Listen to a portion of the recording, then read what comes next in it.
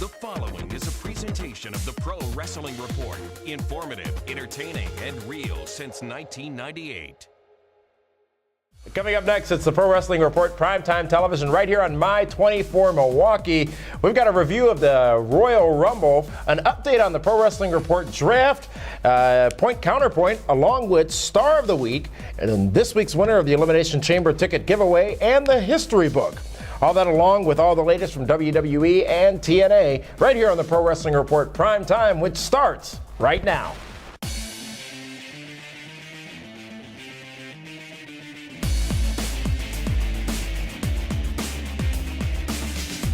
This is the Pro Wrestling Report, Primetime TV, the longest-running pro wrestling news program in the world, with your hosts, David Hero and Damian Nelson.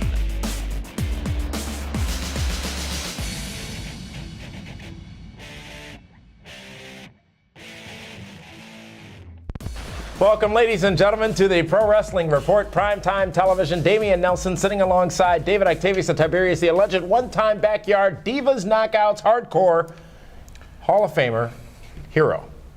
Hello. How are you? I'm tremendous. Yeah, well, I'm sure you think so. Let's talk about this week's top story, which is the Royal Rumble from just last Sunday night, a Royal Rumble that has been seen with mixed reviews. However, one thing's for sure, the winner of the 2012 Royal Rumble is none other than Sheamus. A lot of people thought that this would be Chris Jericho's match, especially after his comments of the Monday before the Rumble, but that would not be the case. Sheamus, Jericho would be one of the last two in the matchup, along with the Big Show and Randy Orton. Randy Orton, people expected to win as well, with it being St. Louis, Missouri. Not the case. Sheamus is going to WrestleMania. What a great job they did of swerving the entire audience. I mean, Randy Orton in his hometown, St. Louis, Missouri. Chris Jericho, the guy that everyone thought was going to win. Of course, the Big Show, just, a late entry, big, tough guy, tough to eliminate. And then, of course, there's my WrestleMania headlining main eventer, Sheamus. The big bro kick takes care of Chris Jericho. Great final three, okay final four. I thought the Royal Rumble match itself was entertaining. It was solid. It had drama, told a good story. And in the end, Sheamus. A couple of surprises as well in the Royal Rumble, returns and people involved in the matchup that I can't say we would have expected them to be, including Hacksaw Jim Duggan, who you saw again on SmackDown last night, teaming up with Santino Marella. Santino. Karma, back after having her baby just 1 month ago. She delivered her child, I believe the name James, on December 31st. Oh, you guys decided on James? I did not have sexual relations with that woman, Kia Williams. The Road Dogg, Jesse James, back in the WWE ring for the first time in a very long time. A huge response from the crowd in St. Louis for him. And the Great Khali also coming back after a bit of an absence in WWE. Not just in St. Louis, but let's not forget the crowd at the Horny Goat Hideaway. Absolutely. They popped big when Road Dogg and Hacksaw and even the Great Khali and the Great Khali both popped for each other. It was a good night of wrestling. But, talking about Road Dogg, Jesse James, I mean, it's no secret he's a super friend. We've hung out with him. We've had shenanigans and whatnot. What a great return to glory for the former tag team champion of the world, the Road Dogg Jesse James. And while there were those returns, there were a couple of odd entries as well, including Booker T. Made sense, but didn't make sense because he was on commentary, followed by Jerry Lawler, and then Michael Cole. Did this take away, specifically in the case of Cole, a spot that another talent could have had? When people ask that question, please tell me who should have taken the spot. Skip Sheffield. Who? The guy that hasn't been on TV in forever. I mean, Brodus Clay. Heath Slater could have done it. Brodus Clay did not belong in the Rumble because it would have shown that he's vulnerable, that he has a weakness or whatnot. It made sense. I mean, they got a good crowd reaction. Was I happy to see Michael Cole? Absolutely not. But it was comical. It was part of it. It was comical because of Karma. She saved the whole thing. Right. There. And we talked about this, especially when we did Be the Booker and why we didn't try to book the matchup. I can't imagine how difficult it is to book the Royal Rumble matchup itself because there's so many little pieces you got to worry about. And one piece that they worried about and executed perfectly was the new legend killer, ladies and gentlemen, Cody Rhodes, eliminating most, if not all, of the legends in the matchup. Cody Rhodes with the most eliminations in the Royal Rumble matchup. Really? Is there something wrong with your face? Because it's killing me. I'm just shocked. I can't believe that. You know what? But I can. Cody Rhodes, they're obviously making him into a bigger star. They did the same thing with The Miz. The two younger, mid-upper card guys established themselves with some good credibility that they could go in there and beat people up. That's what they did. And you know what? Congrats to Cody and Miz. They were stars in the Rumble. Another star in the Rumble, Kofi Kingston, taking the John Morrison moment of the night, I guess you can call it, with his handstand trickery outside the ring, getting uneliminated and back into the matchup. A lot of people talking about that. You know, that could have gone really bad. You know, if he would have lost his balance, right, he would have fallen, he'd be booed like Shockmaster booed. But you've been talking a lot about the Shockmaster. Yeah, lately. You know what? Because are you feeling nostalgic? No, it's because Star Wars is coming out in 3D in a couple weeks, and more money. The Stormtrooper gimmicky helmet and whatnot makes me think of Shockmaster with glitter. Did you know there was more than one Cobra Commander? Yes, but you wouldn't know it because of the gimmick on his face. The Royal Rumble this past Sunday night, rated by all of you out there as a passing grade for the pay-per-view. Everybody? Well, the majority. Oh, well, not all of you. It's majority. Most of you. And definitely well received. But there were those that didn't feel it was as strong as the Royal Rumble could have been, or as it has been in the past. And one question I think that's got to be asked about that is, was it the reliance on the untraditional stars in WWE that gave some people a bad taste, or was it the fact that their guy, or the one that everyone who thought would win, Chris Jericho, did not? No, I think it's because the undercard wasn't as solid as it could have been. I mean, you had a 6 Divas match. You had Brodus Clay with Drew McIntyre on the undercard. Kane and John Cena didn't really deliver as much as everyone had hoped. Dolph Ziggler and CM Punk was solid, but overall, and of course, there's the triple threat cage match, the undercard wasn't as strong as the Rumble itself. We want to direct you to our website, pwrshow.com, where you can hear our full 1 hour long post show discussing the Royal Rumble in its entirety. I want to thank all of you for making. Let's not forget, you had Rhino and Scotty 2 Hotty on that post show. Absolutely. I also want to thank all of you for making the Pro Wrestling Report the broadcast show of the year, as voted on in the Wrestling Radio Awards this past Sunday night. We thank all of you for that voting, and we also thank the near 100,000 of you who have listened or watched episodes of the Pro Wrestling Report in the last week, just since last Saturday, David Hero, record week for the Pro Wrestling Report. And Super Friends. Speaking of numbers, we've got 4 tickets to give away to the Elimination Chamber, which comes to Milwaukee on pay-per-view on Sunday, February 19th. David Hero, the question last week, who did The Rock defeat at WWE No Way Out 2002? They had a big event, No Way Out 2002, here in Milwaukee. It was when Hogan returned to WWE TV for the first time since leaving in 1994. It was 1993 rather. It was a big, big, big night. But one person is the winner, and one person gets those 4 tickets, and that person resides in Greenfield, Wisconsin. Congratulations to Mark Stefanik. Mark Stefanik is the winner. Not Stefanik? It could be Stefanik. From Greenfield, Wisconsin, he is the winner of this week's 4-pack of Elimination Chamber tickets. Well, what if there's one Stefanik and one Stefanik? Then who's going to win? We'll take care of that. Andy's all over it. Okay. Brand new question this week. You get yet another chance to win, ladies and gentlemen, and it goes as follows. What event held right here in Milwaukee, Wisconsin, featured a straitjacket cage match? A straitjacket cage match. And that was actually the main event. Which event held here in Milwaukee featured that matchup? We'll announce the winner of that question next week. And again, to enter, you must live in the My24 viewing area. And you can submit your email to chamber@pwrshow.com. Again, that's chamber@pwrshow.com. Wait, one more time. Chamber@pwrshow.com. It's the most dangerous structure ever created. 32,000 pounds. 16 tons of steel. It's the kind of match that changes your life. Now, for the first time ever, it's coming to Milwaukee, the WWE Elimination Chamber. The pain is horrific. Savage. Career ender. 6 men enter. No one Leaves the same. WWE Elimination Chamber, live in Milwaukee. Tickets on sale now. Welcome back, ladies and gentlemen, to the Pro Wrestling Report, Primetime Television. Damian Nelson here sitting alongside David Hero. And let's talk about World Wrestling Entertainment and a huge WWE Raw this past Monday night, where we saw the return of The Undertaker. A very surprising return for The Undertaker. No hoopla, no drama, no teasing leading up to it. The Undertaker back, and seemingly he wants a match with Triple H at WrestleMania 28 in Miami. But doesn't seem as if Triple H wants that match. Well, I think Hunter Hearst Helmsley is afraid of the new dreadlocks, or... Are you really going to be that fan? Or the... You're fixated with his hair, as everyone else is? Absolutely. What does it matter? It matters a lot. Kane's bald, too. You can't tell.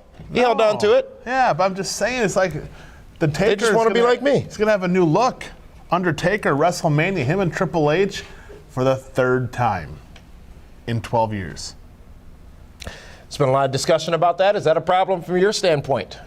It's the two best guys in the company. I mean, the only two guys that can pull off that match is Triple H and We're going to counterpoint that later on. Am I pointing or am I counterpointing? We'll find out when we get to that segment, I guess, huh? I guess. The story going into Raw was that John Laurinaitis would be reviewed by Triple H, and whether or not he would keep his job as the interim general manager of Raw. It seemed as if Triple H was just about to let him go, but didn't quite get to that because of The Undertaker's involvement. What does this mean now for the It's confusing. GM? Why would Undertaker come to almost bail out Johnny Laurinaitis? Hey, you start to ring that bell, you know. The entire night to pick his spot, and they have the opportunity to get rid of the evil villain, Johnny Ace, and they don't do it. Maybe Undertaker's going to be a heel. Maybe he came to save the job of Johnny Ace. Maybe he's the guy that texted Johnny Ace, or Johnny Ace texted Johnny him. Ace has been texting. And maybe the Undertaker and Kevin Nash are together and plotting against CM. There's all these different scenarios. Speaking of CM Punk, we saw the missile launched, if you will, in the story between him and Chris Jericho. Chris Jericho tweeting before Raw that he would have a lot to say. After Raw saying, told you I would have something to say or have a lot to say. And what he said was nothing, but what he did was attack CM Punk during his matchup with Daniel Bryan, the World Heavyweight Champion, on Raw. A great match and a great ending to that match. The only way it probably should have ended with Chris Jericho getting involved. And then now we have to wait to hear his reasoning and what CM Punk has to say to Chris Jericho. What was the crowd reaction like? I mean, it was... They didn't really boo, did they? They didn't really cheer either. I think that they were... So you have the two of the more polarizing stars in the company, with Punk and Jericho. And the fans they cared but didn't express it. It's going to be interesting to see what happens. Monday Night Raw should answer some questions. There was no time. Jericho came out, he hit Bryan, attacked Punk, and then basically left. So what are you expecting? But the crowd should have booed him out of the building. If Punk is the savior, if he's the chosen one, let it sink in and get the crowd reaction. They didn't do that. And I think the timing is odd considering Jericho's going to be in the Elimination Chamber. So now that puts a lot of focus on Jericho and Punk instead of the other guys involved in the match. Is CM Punk's persona being mistaken as cocky arrogance by some fans? Absolutely. Is it a threat? You know, it's hard to say. I mean, I was talking about this with Brian Gendy, and he said that CM Punk might be the most pompous guy in the history of that company. And Punk's a fan favorite. So you never know what fan is going to take to what part of him. We do know, though, that Mike Tyson is going to be inducted into the WWE Hall of Fame as part of WrestleMania this year, and I'm glad to hear that the fans are embracing it. And what really is impressive is how many people appreciate Mike Tyson's role in World Wrestling Entertainment in the Attitude Era and in 1998, when Mike Tyson was truly the catalyst in taking WWE to the side of winning against WCW. Yeah, He brought a lot of attention to that company. He did, but let's not forget he was able to work off of a red-hot Stone Cold Steve Austin at the same time. Shawn Michaels, Triple H, all involved as well. D-Generation X. A lot definitely going on there, and a lot going on the SmackDown side of things, too. As we learned on Friday night, Mark Henry has been suspended indefinitely, David Hero. He put his hands on Teddy Long. Why would he? You know, Mark Henry had an opportunity to get back in the title picture. Oh, he's hurt. And then, is he? Yeah, he's got groin and back issues. Oh, but you don't read the sheets? No. What'd you say? But see, the thing is, Alberto Del Rio, he tore his groin, and you make fun of him the entire time. What? Mark Henry? We found out who the participants in the SmackDown Elimination Chamber matchup would be. Daniel Bryan will be defending against Wade Barrett, The Big Show, The Great Khali, Randy Orton, and Cody Rhodes. Yes. How about that? The IC champ Cody Rhodes, another main event type match for him on the SmackDown He's a brand. star, and I'm the only one who predicted You want to know it. something? I think it's going to be going towards Randy Orton, I think. The championship? I do. I think Randy Orton can leave the chamber the champion, then have his match with Sheamus. I think that's a Rockstar main event match at WrestleMania. We'll see what happens in that I just scenario. told you what's going to happen. Well, you've given your opinion as to what might happen. Take but notes and, you know. historically, you're closer to wrong than right. The DWHS is more than just a gimmick. It's a way of life. Let's move on into this week's Point Counterpoint. And this week's question, and a lot of people have been talking about it out there, should we see The Undertaker versus Triple H yet again at WrestleMania? This would be their third encounter. It seems as if things are going in that direction. And David Hero, I believe you're taking the first point of yes. So I go first? Fantastic. Well, absolutely. that. Absolutely. You need to have Taker versus Triple H. Why do you ask Damian Nelson? Because Triple H is the only guy that can go toe-to-toe with Undertaker right now. Randy Orton's busy with Wade Barrett. CM Punk's in there with Chris Jericho. It's going to be an old-school fight. It's going to be a great match. John Cena's busy with The Rock. John Cena's the only guy, in my opinion, that should be wrestling The Undertaker for the streak. But if you want to have that's the part that's annoying. You know what? You do your thing. I'm going to get ready for Star of the Week. Finally, the stage to myself. Here is why it should not be Triple H and Undertaker at WrestleMania. Give it to somebody else. It's a big match, yes. It's going to be a great match, yes. Yes, I'm sure they'll get there nicely, yes, sure. But what about? It's one of these stars that needs that next thing. One of these stars that needs that next big matchup. Because even if you lose the match, you were in there with The Undertaker at WrestleMania, and you will be made from that. I believe that they should not go in that direction. It should be somebody else in the ring with The Undertaker as he goes to 20-0. This week's PWR Star of the Week. Boy, there's so many to choose from. Is it The Miz and Cody Rhodes, who had a tremendous Royal Rumble?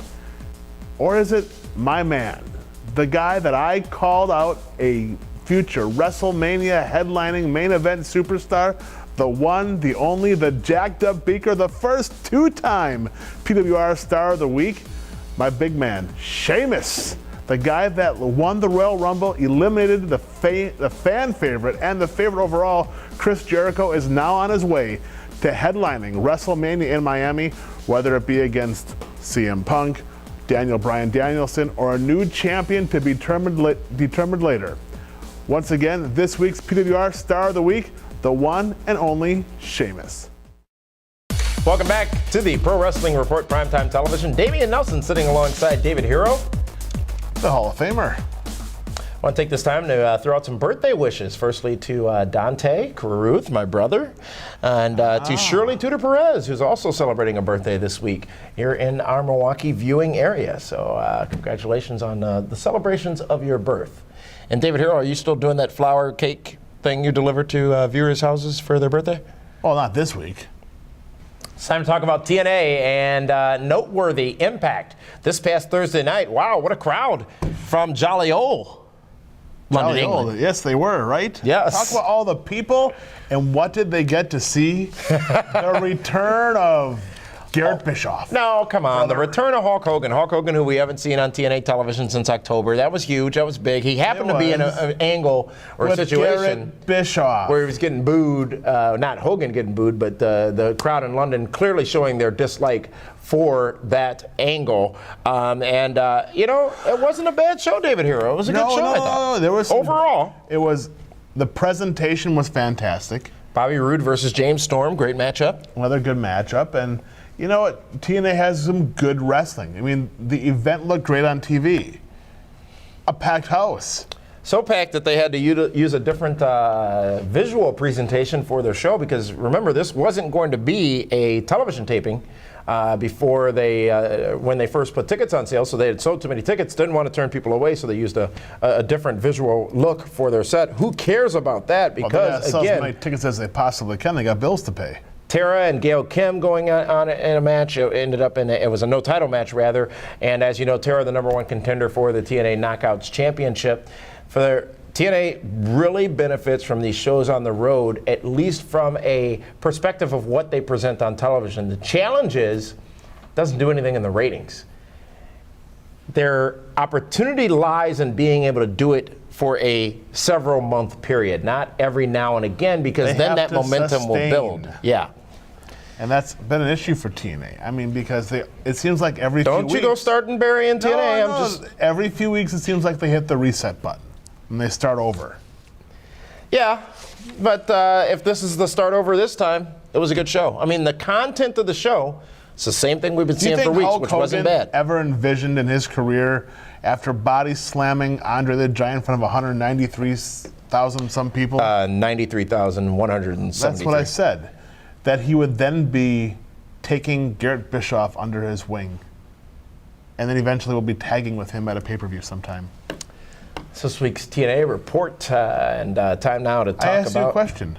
I didn't want to dignify it with an answer. It was rhetorical. They'll still let you in the catering. It'll be fine. The Pro Wrestling Report draft. Many of you have been asking about it, and we are pleased to share with you an update. Friends. Lost. Did the Super Friends during the Royal Rumble. Place. During the Royal Rumble, ladies and gentlemen, thanks to Sheamus and many others, the Nelson family achieved 200. You don't endorse, and stop using that terminology. You do not endorse. I called You picked little mice with capes. Future WrestleMania headliner 3 years ago. And then what did he do? Flounder. No, he didn't. Yeah, he did. Headlining WrestleMania. It took 3 years. How long did it take The Miz after I endorsed him? A couple of weeks. Thank you very much. 4 years. I'm doing things here. If you could let me go and let me. I'm not holding you back. 235 points is what I was able to achieve during this past Sunday's Royal Rumble. To the Super Friends' 120 points. But who's still in first place? Oh, yeah. Who's still in guy. first place by 10 points? You know what? It doesn't matter if it's 10 or 10. The final score, ladies and gentlemen, in the draft right now. You know what? David Hero, Super Friends, 2,650 points. Damian Nelson, the Nelson family, 2,640 I points. think you need to throw up the link on here for the good people to see what the draft is all about and just how superior my team has been from day one. Your team that currently has 2 injured people on it? Yeah, but there's injuries. Zach Ryder and Jeff Jarrett, who's been fired. Zach Ryder, yes. Thank you, Wrestling Universe, for saying Zach Ryder. And I put him on my team, and Kane kills Your him. team sucks. I got John Cena. I got Alberto Del Rio. I got The Miz. Who's making you any Ken points? Anderson. Who's making you any points? Who's selling T-shirts right now? Nobody. John Cena. 10-point Race difference. You got a couple of replacement picks. Because next week we're Yes. having a debate. Oh, yeah. We talked about it on a Monday Night Meltdown this past Monday night. I thought you were kidding. I don't kid about anything. We're going to debate. We're going to debate So who you had wanna the better debate team in me. the draft. Absolutely. I'm a great debater. That's like having a land war over Asia if you're going to debate with me. I don't understand the reference You're there. not going to win. It's not about winning So- and losing. It's about making your point. Got a special guest moderator. We got all kinds of stuff planned. Can I at least pick the moderator? No. Fine. Thank you. I know people. Yes, indeed. One of the final 3 WCW pay-per-view events. It was from the Conseco Fieldhouse in Indianapolis, Indiana. Super Bowl was there this weekend, so that's the connection. And get ready for Who this. do you like? Do you like the Patsies or the Giants? I think I'm just going to put a tape in of last year's game. Okay. But you still You have to watch this year's Super Bowl. Dude. I've already seen the commercial with Jerry Seinfeld in it. What else do I need to see? The problem is you're going to put in the World Series. It's a football game. 9 innings. It's a football game. Oh, they only have 4 innings in football. Yes. And I'm trying to learn. Totally Buff, not me. Lex Luger and Buff Bagwell were the team that defeated Goldberg and Dwayne Bruce. Dwayne Bruce, the guy who was in charge of the power plant at the time. Goldberg, this would end up being his last event. Oh my gosh. Just hit you, didn't I it? forgot how brutal that was. Also, the main event. That was Sergeant Buddy Lee Parker, wasn't it? Yes. The main event was between Sid Vicious, Jeff Jarrett, WCW World Champion at the time, Scott Steiner, and a mystery opponent. It was a 4 corners match, ladies and gentlemen. Ric Flair was the CEO of WCW or whatever it might be at the time. Mystery opponent would be unveiled, and it would be Road Warrior Animal. Oh, yeah, that was great. Johnny Ace. See, he was in WCW, brought his brother in, almost had his brother at the Rumble this past week. The big news story that came out of this matchup, though, was the leg break heard and seen around the world. Still brutal footage. Sid Vicious coming down off the top rope, leg snapping. He has not really wrestled on a regular basis since that night. He's playing softball. Well, he always was. But can you imagine Ouch. looking up and seeing your gimpy leg flopping back and forth? I watched Tosh.0. I've seen that kind of stuff. He's coming to Milwaukee, you know. That's what I hear. Yeah.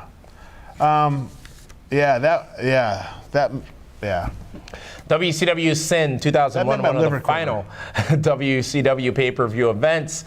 And that's it for this week's edition of the Pro Wrestling Report right here on My 24 Milwaukee. Next week, as I said, it's a special episode. We've got the draft. Yeah, we're done. We've got the draft debate. Myself versus that one. We'll see who's polling better next week right here on the Pro Wrestling Report. Until then, be sure to check out pwrshow.com for all the latest news and views in professional wrestling. For David Harrell, this is Damian Nelson saying thank you so much for tuning in.